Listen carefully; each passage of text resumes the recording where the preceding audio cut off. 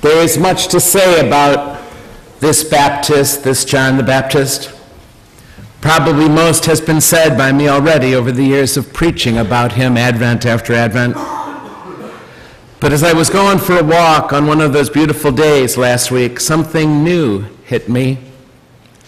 Something that perhaps makes sense of all we know about him and his work. John, you see, John was someone who knew who he was and knew who he wasn't. This is no small thing, you know. He knew who he was and he knew who he wasn't.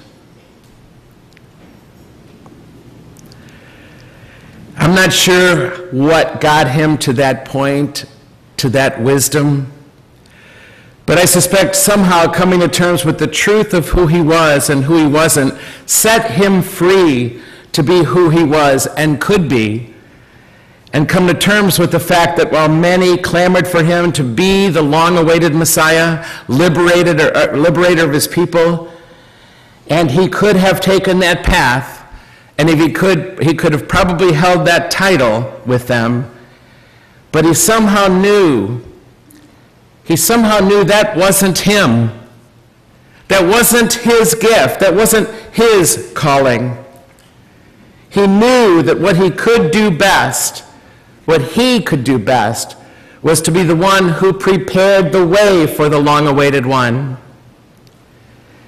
It was not to be him, but rather his cousin, Jesus, whom he baptized that day in the muddy waters of the Jordan. Coming to terms with that, he did not waste his life trying to be somebody he wasn't. Rather, he put his considerable gifts, doing what he could do, to be at the service of his people. John did not waste his life trying to impress people or apologizing for what he was not good at, apologizing for his limitations. I'm not sure I know a priest who doesn't spend a lot of his life apologizing for disappointing people, for not being the priest they wanted. I believe in being a high achiever. I believe in learning how to push ourselves, all of us, ourselves, and work really hard at our jobs and being healthy in relationships. But I also believe that there are some things I will never be good at in relationship, in business, in my ordinary life. There are some things I will never be good at. If you want to know what those are, ask our accountant right over there. Budgets, numbers. And you know what? I don't have to be good at all those things, even though the fact that I'm not good at some of them frustrates the hell out of some people. Saint Caroline. I watch our freshmen come in every year, getting into a high-powered university and spending the whole first semester, if not all their years here, trying hard to impress classmates, trying hard to impress teachers and others. And at the other end, I was just talking to a graduated young lawyer going to a high-powered law firm now, scared to death he won't measure up. All these colleagues now from all over the Ivy League schools around the country, his colleagues now, and he's scared to death he won't measure up, even to the point of meltdown just the other day at work. I talked to a young mom yesterday who has 3 little kids, one of them an infant. Her husband's out of town a lot, and she's trying to put together Christmas with these 3 little kids, one of them an infant. And she's trying to get the house ready for extended family and friends to be there when it's time. And there's Christmas stuff all over the counter that she needed to use to serve dinner that night to her kids all by herself. And she was so stressed. She was exasperated and near tears. And she just said, I don't know how to do all this. Can you feel something of the freedom it would be for each of them, and myself too, that comes from knowing who we are and who we're not?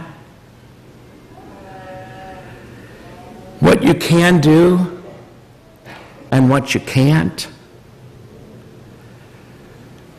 John the Baptist can teach us that this week. You see, it's all about knowing and accepting your gifts, your talents, and knowing that you can accept your limits too, your limits, your talents. It is the freedom of being yourself and not the guy who just got the award or the woman who is recognized with a promotion or has tons of friends or who is eye-catching when maybe you are not. Know that and make of that your gift to people. Know the truth of who you are and who you're not, and make that your gift to others, in your family, at work, in your communities. When I hear compliments, I can receive them because I know who I am and I know who I'm not. And when I hear criticisms, I can receive them because I know who I am and I know who I'm not. And that's freedom.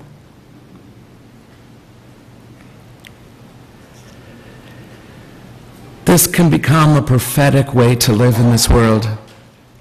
This is at least part of what made John a prophet. It is prophetic because it challenges a culture that finds its happiness in being above others, better than others, doing better than others, more successful than others. It does a lot of comparing, this culture does. But John would have none of that. This week, perhaps for each of us, could be an opportunity to take an honest assessment of our strengths and our weaknesses. And let ourselves be good at that, at just being yourself and being good at that. And maybe even coming to realize